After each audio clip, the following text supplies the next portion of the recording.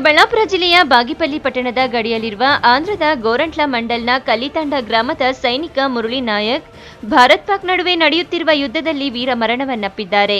ಶ್ರೀರಾಮುಲು ನಾಯಕ್ ಜ್ಯೋತಿಬಾಯಿ ದಂಪತಿಗಳ ಪುತ್ರನಾಗಿರುವ ಮುರಳಿ ನಾಯಕ್ ಮನೆಗೆ ಆಂಧ್ರಪ್ರದೇಶದ ಹಿಂದುಳಿದ ವರ್ಗಗಳ ಕಲ್ಯಾಣ ಇಲಾಖೆ ಸಚಿವೆ ಸವಿತಮ್ಮ ಭೇಟಿ ನೀಡಿ ಅವರಿಗೆ ಸಾಂತ್ವನ ಹೇಳಿದ್ದಾರೆ. ಈ ವೇಳೆ ಮಾತನಾಡಿದ ಅವರು, ತಾಂಡ ಗ್ರಾಮದ ಶ್ರೀರಾಮುಲು ನಾಯಕ್ ಮತ್ತು ಜ್ಯೋತಿಬಾಯಿ ದಂಪತಿಗಳ ಏಕೈಕ ಪುತ್ರ ಮುರಳಿ ನಾಯಕ್ ದೇಶಕ್ಕಾಗಿ ಪ್ರಾಣತ್ಯಾಗ ಮಾಡಿದ್ದಾರೆ. ಸೂರ್ಯ ಚಂದ್ರ ಇರುವವರೆಗೂ ಹುತಾತ್ಮ ಯೋಧರ ಸೇವೆಯನ್ನ ಪ್ರತಿಯೊಬ್ಬ ಭಾರತೀಯರು ಸ್ಮರಿಸಬೇಕಾಗಿದೆ. ಪೋಷಕರು ತೀವ್ರ ದುಃಖದಲ್ಲಿದ್ದರೂ ಪ್ರಾಣತ್ಯಾಗದ ಬಗ್ಗೆ ಸಂತಸ ವ್ಯಕ್ತಪಡಿಸಿದ್ದಾರೆ.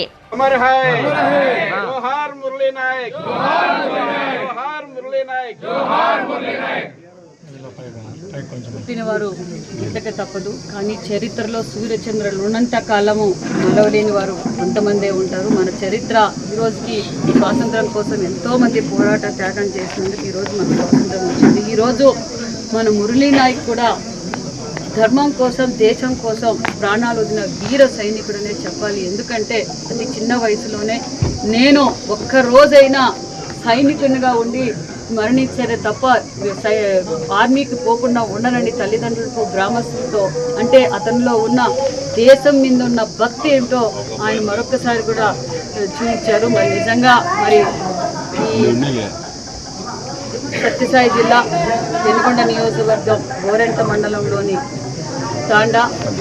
తల్లితాండ శ్రీరాములు నాయక్ జ్యోతిబాయికి ఉన్న ఏకైక సంతానం మురళీ నాయక్. మరి మురళీ నాయక్ వారి బాధ అయితే నిజంగా చెప్పరాని బాధ. కానీ ఒక పక్క వాళ్ళు నిజంగా నా కొడుకు ఈ దేశం కోసం ప్రాణాలు ఇచ్చామన్న ధైర్యంగా కూడా ఉంటున్నారు. అదేవిధంగా ఆ తల్లిదండ్రులకు కూడా నిజంగా మనమందరం రుణపడి ఉండాలని కూడా తెలియజేస్తున్నాం. ఎందుకంటే వారు చేసిన త్యాగం అంతా ఇందా కాదు. మరి ఇప్పుడు ముఖ్యమంత్రి గారు కూడా మాట్లాడి వారి తల్లిదండ్రులు పరామర్శించి వాళ్ళకి వెళ్ళలేలా ఈ కుటుంబానికి ఎప్పుడు అండగా ఉంటామని కూడా తెలియజేస్తూ, అంతేకాకుండా ఇది అందరూ స్ఫూర్తిగా తీసుకోవాలి. ఎందుకంటే దేశం కోసం ఆస్తులు, ప్రాణాలు వదలటానికి మనం అంతా సిద్ధంగా ఉండాలి.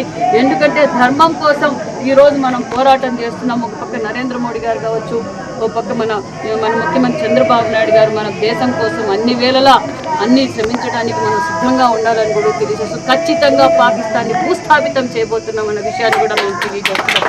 ఎందుకంటే ఈరోజు మనం న్యాయబద్ధమైన పోరాటం చేస్తున్నాం. మరి ఎంత కిరాతకంగా హత్యలు చేశారో మనం అందరం చూసాం. మరి ఇలాంటి వీర జవాన్ల మరణం వృధా కాదు. ఖచ్చితంగా మనం పాకిస్తాన్కి తగ్గ బుద్ధి చెప్తామనే విషయం కూడా తెలియజేస్తూ, ముఖ్యమంత్రి గారు కూడా వారి తల్లిదండ్రులతో కూడా మాట్లాడారు, పరామర్శించారు, ధైర్యంగా ఉండమని కూడా చెప్పారు.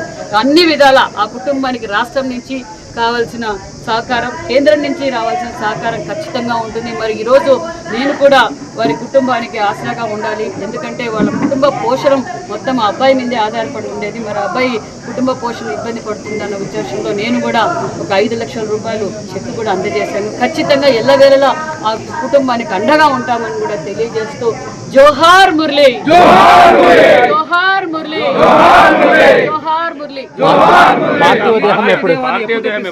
పార్టీదేహానికి ఆల్రెడీ అధికారులతో కూడా మాట్లాడడం. రేపు మధ్యాహ్నానికంతా బెంగళూరుకు వస్తుంది. బెంగళూరు నుంచి ఇక్కడ తీసుకొచ్చి ఘనంగా నివాళులు అర్పిస్తాం. అదేవిధంగా మరి మన గోరెంట్ల సర్కిల్లో ఆ అబ్బాయి విగ్రహావిష్కరణ కూడా చేస్తామనే విషయాన్ని కూడా మీకు తెలియజేస్తాం.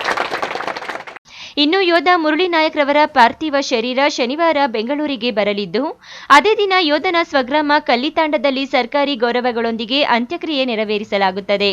ಗೋರಂಟ್ಲ ಪಟ್ಟಣದ ಮುಖ್ಯ ವೃತ್ತದಲ್ಲಿ ವೀರಯೋಧ ಮುರಳಿ ನಾಯಕ್ ಪುತ್ಥಳಿ ಸ್ಥಾಪನೆ ಮಾಡುವುದಾಗಿ ಘೋಷಿಸಿ ವೈಯಕ್ತಿಕವಾಗಿ 5 ಲಕ್ಷ ರು ಪರಿಹಾರ ಚೆಕ್ ವಿತರಿಸಿದರು. ಒಟ್ನಲ್ಲಿ ಪೆಹಲ್ಗಾಮ್ನಲ್ಲಿ ಅಮಾಯಕ ಭಾರತೀಯರ ಜೀವವನ್ನ ಕಸಿದ ಉಗ್ರರಿಗೆ ಭಾರತ ತಕ್ಕ ಉತ್ತರ ಕೊಡುತ್ತಿದೆ. ದುರಾದೃಷ್ಟವಶಾತ್ ಚಿಕ್ಕಬಳ್ಳಾಪುರ ಜಿಲ್ಲೆಯ ಗಡಿಭಾಗದ ಸೈನಿಕ ವೀರ ಮರಣವನ್ನಪ್ಪಿದ್ದು, ದೇಶಕ್ಕಾಗಿ ಪ್ರಾಣತ್ಯಾಗ ಮಾಡಿದ ಪುತ್ರನ ಹೆತ್ತ ಪೋಷಕರಿಗೆ ಒಂದು ಸಲಾಂ.